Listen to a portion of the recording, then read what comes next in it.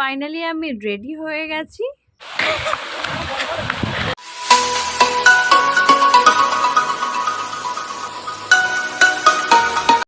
Hello everyone, good morning. কেমন আছো তোমরা সবাই? আশা করি তোমরা সবাই খুব ভালো আছো আর আমিও খুব ভালো আছি। ঘুম থেকে উঠেছি ওই সকাল 7টার মতো। তো তারপরে ফ্রেশ হয়ে নিয়েছি আর তারপরে জামা কাপড় কাচাও প্রায় কমপ্লিট। তো আজকের আমি যাব মামার বাড়ি। তো মামার বাড়ি কেন যাচ্ছি আর আমার মুখ দেখে বুঝতেই পারছো যে কতটা খুশি।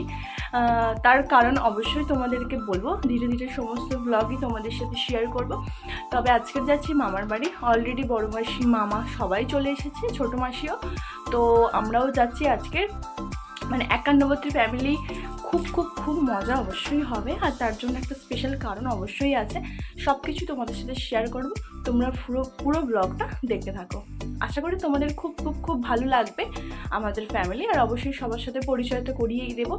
তো আজকে যাবো মামার বাড়ি। তো চলো স্নান করে আসি আর করে রেডি হয়ে তোমাদের সাথে আবার দেখা হচ্ছে। যেহেতু 2-3 দিন বাড়িতে থাকবো না, সেই জন্য ঘরটা আর একবার ঝাড়ু মেরে নিচ্ছি। আর তোমাদের দাদাভাই যাবে কালকে। তো চলো স্নান টান করে এসে তোমাদের সাথে আবার দেখা হচ্ছে। স্নান টান হয়ে গেছে, ড্রেসটাও পরে নিয়েছি। তো চলো পুরো রেডি হয়ে তোমাদের সাথে আবার দেখা হচ্ছে। সোনাকেও নিয়ে আসবো, ওকেও রেডি করবো। তো আজকে আমি যাচ্ছি, আমি, আমার মা আর সোনা। তো সমস্ত ড্রেস, সোনার ড্রেস সব কিছু দাদাকে আগেই পাঠিয়ে দিয়েছিলাম। এখন কসমেটিকগুলো গুছিয়ে নিচ্ছি। আমার এই সিম্পল লুকটা কেমন লাগছে অবশ্যই জানিও। লিপস্টিকটা একটু নতুনভাবেই ট্রাই করেছি, কেমন লাগছে সেটাও জানিও। তো চলো যাওয়া যাক।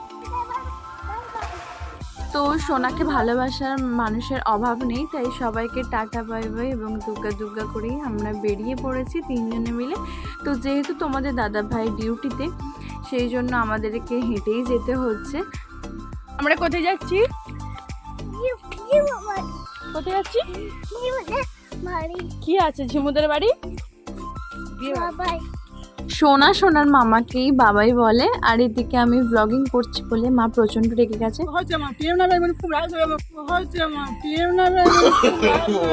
যাই হোক, রাগারাগির পর্ব মিটিয়ে আমরা চলে এসেছি মেন রোডে।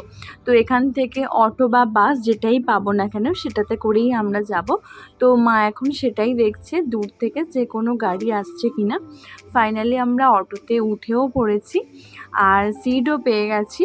আর আমার গাড়িতে উঠলে প্রচণ্ড পরিমাণের ঘুম পায়। মায়ের কাঁধে মানে মাথা দিয়ে না ঘুমাতে পারলে আমার সারা জার্নিটাই পুরো বৃথা। আর একদিন জার্নি করলে আমার 3 দিন রেস্ট নিতে লাগে।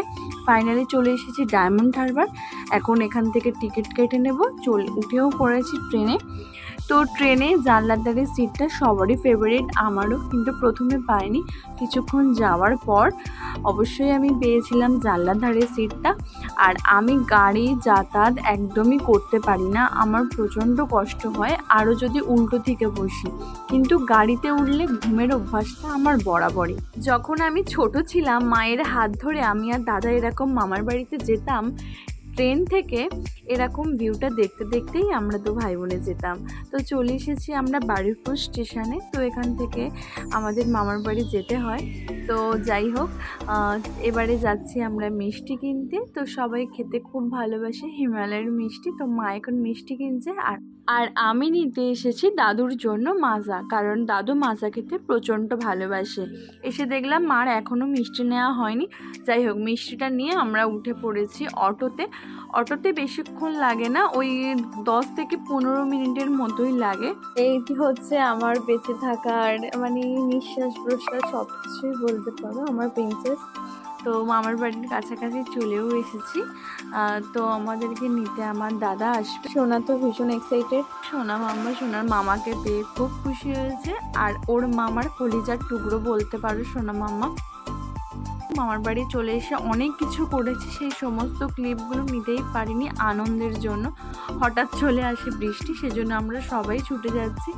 আর এখন এই সন্ধ্যাবেলা সবাই একটু আড্ডা দেব, খাওয়া দাওয়া করব। তো সবার সাথে ধীরে ধীরে পরিচয় করাবো। যাই হোক, নেক্সট পার্টে আমার সবাই এর সাথে পরিচয় করাবো। তো চলো, কথা বলতে বলতে দিদু নিয়ে চলে এসেছে সরভাজা লাড্ডু। এটা বড় মাসি নিয়ে এসেছে রাজস্থান থেকে, তো সেগুলোই এখন খাবো সবাই। আর আমরা যে রসগোল্লাটা নিয়ে এসেছিলাম সেটাও এখন সবাই খাচ্ছে। আর আমি এখানে ভিডিও করছি বলে বড় মাসির বড় ছেলে বাপন, তো ও একটু লজ্জাই পাচ্ছিল, কারণ ভিডিওর সামনে সবাই কমফোর্টেবল ফিল করে না। এদিকে সোনা দেখো লাড্ডু খাচ্ছে, যে একটা লাড্ডু খেতে পারে না সে আবার বলছে এটা খেয়ে নিলে আবার দেবে তো। আর দিদুনি সবাইকে খাইয়ে দিচ্ছে, আমাকেও। তারপরে একটু নিমকি খেয়ে নিলাম, আর তারপরে দিদুন বলল চল আমার সাথে আমাদের ওপরের ঘরটা দেখবি চল। তো এই ঘরে মোটামুটি টাইলস বা পুট্টি সমস্ত কিছুই করা রেডি হয়ে গেছে, কিন্তু জানলাগুলোর যেহেতু চ্যানেল করা নেই সেই জন্য আমরা কেউই ওপরের ঘরে থাকিনি। এটা অ্যাকচুয়ালি করা হয়েছে অনুষ্ঠানের জন্য।